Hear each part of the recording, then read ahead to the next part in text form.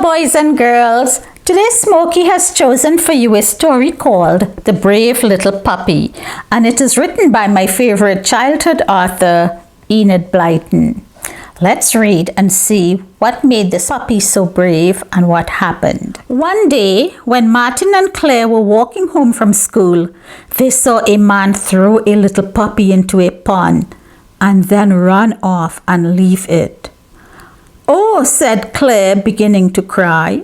"Look, he's tied a brick around the poor little thing's neck, Martin, and he meant to drown it. Quick, let's get it out."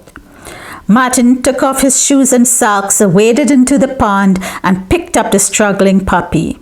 He quickly carried the shivering little creature back to the bank.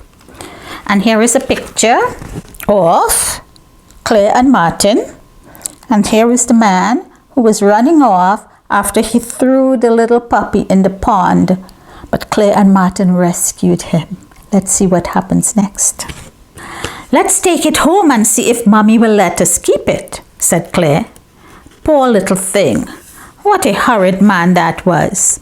They carried the puppy home. But oh dear, their mother said they couldn't keep the puppy. "No," she said. "You have 2 rabbits and a kitten, and that's quite enough. You can't have a puppy too." "But what shall we do with it?" said Claire. "Your father's got to go to town this afternoon, and he'll take it to the dog's home," said Mummy. "It shall be looked after there until someone comes and offers to give it a good home.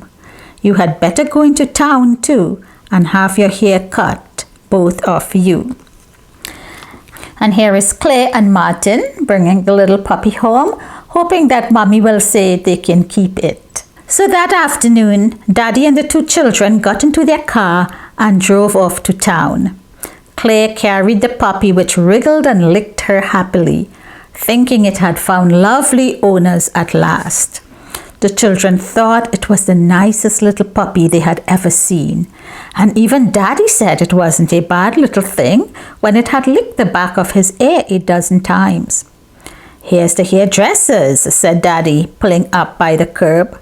"Come on, you 2, leave the puppy in the car with the windows down, and we'll all go and have our hair cut." So they wound down the windows and left the puppy in the car and went into the shop. Soon all 3 were sitting in chairs with a big white cloth around them, and snip, snip, snip went the scissors. Outside the shop were 2 men. What do you think they might do, boys and girls? Let's see. They had seen Daddy and the children go into the hairdressers, and they knew that it would be some time before they came out again. "Let's take this car, Bill," said one of the men.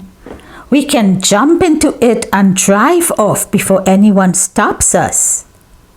"But isn't that a dog inside?" said the other man. "Pooh, that's only a puppy," said the first man. "Come on quickly before a policeman comes." Was that nice, boys and girls? No, it was not nice. Let's see what happens. The man opened the car door, and at the same moment, the puppy started barking his very loudest, for he knew quite well that the 2 men were not the kind children or their father.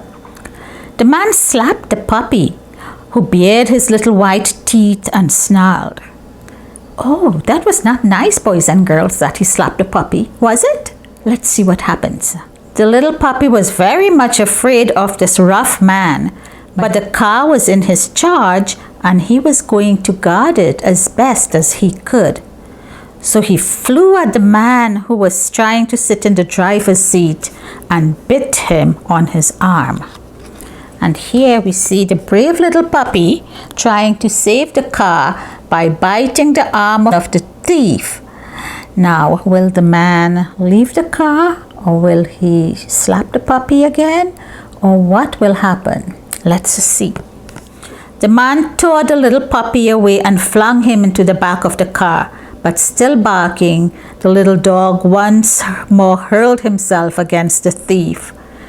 Then Martin and Clare heard him barking, and Martin ran to the window and looked out. "Daddy, Daddy," he cried. "There are two men trying to take the car. Quick, quick, the puppy is trying to stop them, but they'll soon be away." Daddy rushed out of the shop at once, followed by the hairdresser and another man. Quickly they captured the two thieves, and the hairdresser went to telephone the police. In a few minutes, the bad men were marched off to the police station, and Daddy and the children went back to have their hair finished. And boys and girls, here is a picture of Daddy capturing one of the thieves and the hairdresser capturing the other thief. And there is Martin and Clare, and all because of the little brave puppy. Let's see what happens next. "Well, that puppy is about the bravest little thing I have ever seen," said Daddy. "I've a good mind to keep him after this. He stopped our car from being stolen. There's no doubt of that. What about taking him home again, children, and telling Mommy what he's done? Perhaps she would let you keep him then." "Oh, Daddy," cried Clare and Martin in delight. "Do let's." So they all drove home again, and Daddy told Mommy how the puppy's bravery had saved their car from being stolen. The puppy looked at Mommy with his brown eyes and wagged his stumpy tail hopefully. "Well, we'll keep him," said Mommy. "I'm sure he will grow up into a very brave, faithful dog. You shall have him, children." So that is how Pickles the puppy came to belong to Martin and Clare. Mommy is very glad that she let Martin and Clare keep him. And of course, they think he is the very best dog in the world. And here we have a picture of Pickles. They named him Pickles, and Pickles has his name on his dish as well.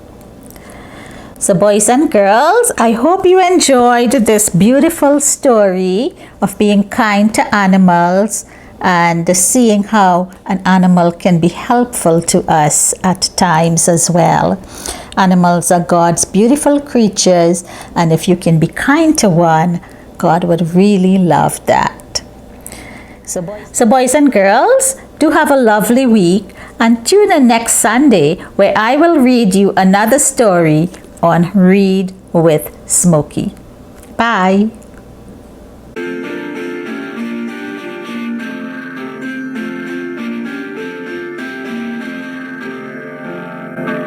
If you enjoyed this story, please hit the subscribe button to be notified when a new video is posted. Love from Susan and Smokey.